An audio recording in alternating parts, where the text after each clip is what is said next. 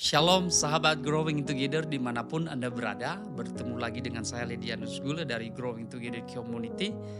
Yang hari ini kita akan merenungkan kebenaran firman Tuhan supaya kita semakin berakar, bertumbuh dan berbuah di dalam kebenaran Injil Kristus. Saya percaya bahwa firman yang akan kita bahas hari ini akan memberkati hidup kita supaya kita semakin rendah hati, iman kita bertumbuh dan kita semakin melekat kepada Tuhan dan kita tidak mau sombong dalam kehidupan ini.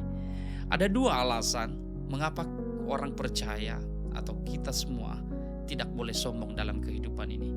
Pertama adalah bahwa kejatuhan manusia di Taman Eden atau dosa yang pertama yang dilakukan oleh Adam dan Hawa di Taman Eden adalah dosa pemberontakan yang sangat besar di hadapan Allah. Dosa ketidaktaatan, dan ketidaktaatan ini dimulai dari dosa kesombongan. Kenapa saya berani berkata demikian? Mari kita baca kebenaran firman Tuhan ini. Dalam Kejadian pasal yang kedua ayat yang ke-16 demikian firman Tuhan. Lalu Tuhan Allah memberi perintah ini kepada manusia. Semua pohon dalam taman ini boleh kau makan buahnya dengan bebas. Tetapi pohon pengetahuan tentang yang baik dan yang jahat itu janganlah kau makan buahnya. Sebab pada hari engkau memakannya pastilah engkau mati. Ini perkataan dan perintah Allah yang telah menciptakan manusia pertama yaitu Adam dan Hawa.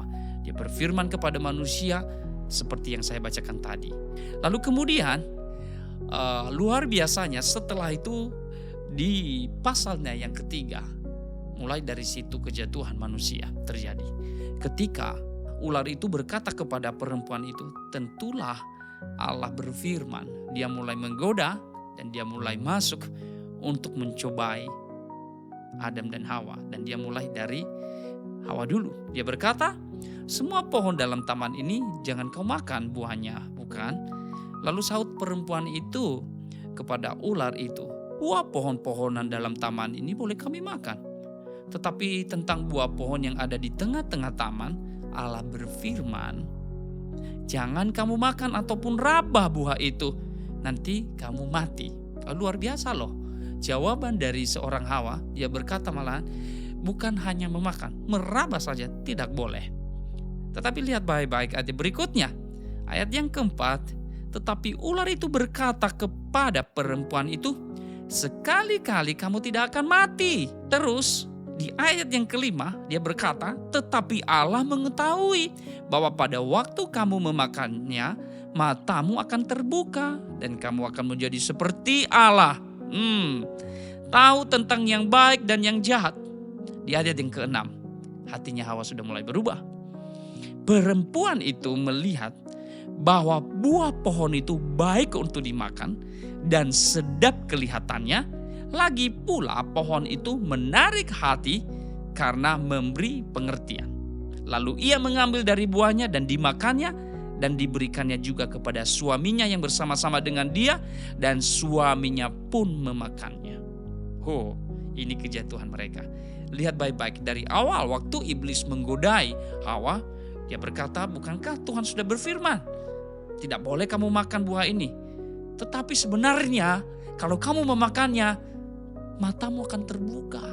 Kamu akan bisa menjadi seperti Allah, memiliki pengertian. Nah, inilah dasarnya kejatuhan manusia. Hawa menangkap hal ini dan dia berpikir, ini kabar yang baik ini. Ini saran yang baik. Karena kalau saya memakannya, karena kalau kami memakannya, mata kami terbuka, kami punya pengertian dan bisa lepas dari kontrol Allah. Kami bisa menjadi seperti Allah, seperti pencipta. Bukankah ini sebuah pemberontakan yang besar? Sebagai ciptaan, memberontak kepada pencipta, ingin menyamai penciptanya. Ini adalah dosa pemberontakan. Nah, sahabat-sahabat Growing Together dimanapun Anda berada. Kalau hari-hari ini kita sudah mulai angkuh di dalam kehidupan kita, ingatlah. Jangan tinggal di sana, jangan pertahankan hidupmu di sana. Kalau kamu sudah mulai tinggi hati, ingatlah kejatuhan manusia di awal adalah dosa kesombongan. Biarlah Tuhan menolong kita ketika kita sudah membaca firman ini, kita sudah mengerti. Firman ini dicatat supaya kita diajari, supaya kita memikirkan bahwa ini adalah hal yang salah dan kita bisa memperbaiki diri, kita tidak menjadi orang yang sombong. Jangan sombong, karena dosa kesombongan adalah dosa yang sangat menjijikkan di hadapan Allah. Dosa yang memberontak di hadapan Allah. Itu alasan paling pertama. Dan alasan yang kedua adalah sekaligus menjadi kabar baik bagi kita. Setelah manusia jatuh di dalam dosa dan mereka tidak mengerti caranya untuk terhubung kembali kepada Allah, untuk percaya, untuk bergaul kembali dengan Allah, mereka menjauh dari Allah.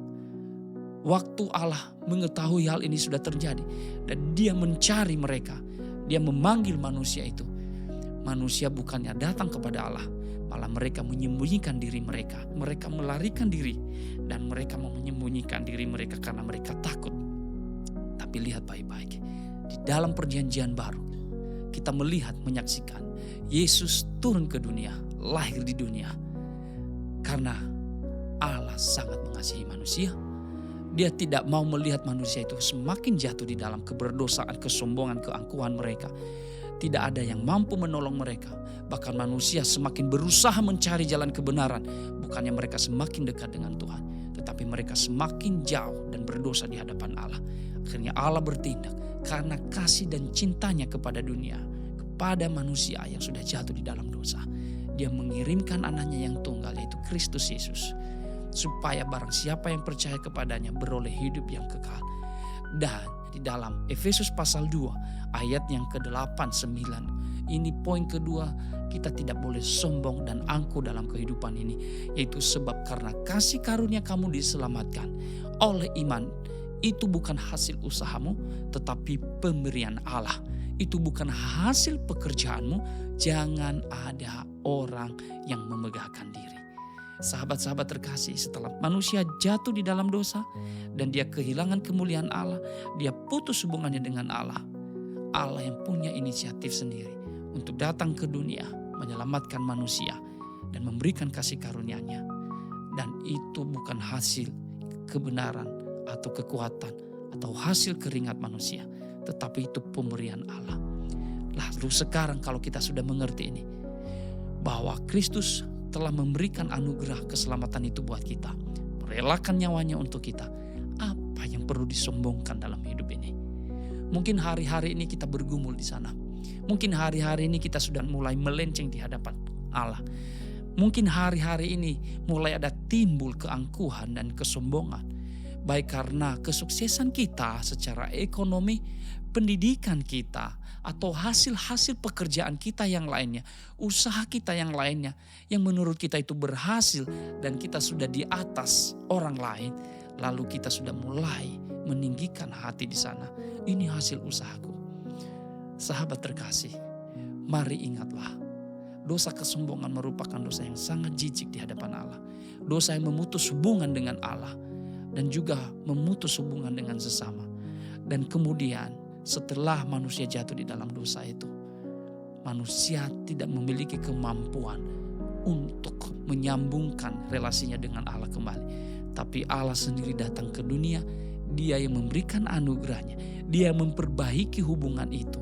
Dan itu yang dinamakan dengan kasih anugerah semata. Karena kita tidak mampu untuk menerimanya sebenarnya. Kita musuh Allah, kita seharusnya dibuang. Tapi kita dikasihinya. Dia mati, rela memberikan nyawa untuk kita. Apa yang perlu disombongkan? Seharusnya tindakan yang terjadi atau ekspresi yang terjadi dan yang ada di dalam kehidupan setiap orang percaya bukan kesombongan, bukan keangkuhan, tetapi seharusnya dia semakin merendahkan hatinya, semakin merendahkan dirinya di hadapan Tuhan, semakin tunduk pada perintah Tuhan, semakin mengasihi Tuhan dan mengasihi sesama. Jangan pernah sombong, karena dua hal ini. Pertama, dosa kesombongan adalah dosa yang memutuskan hubungan manusia dengan Allah, pemberontakan yang sangat besar, yaitu dosa asal.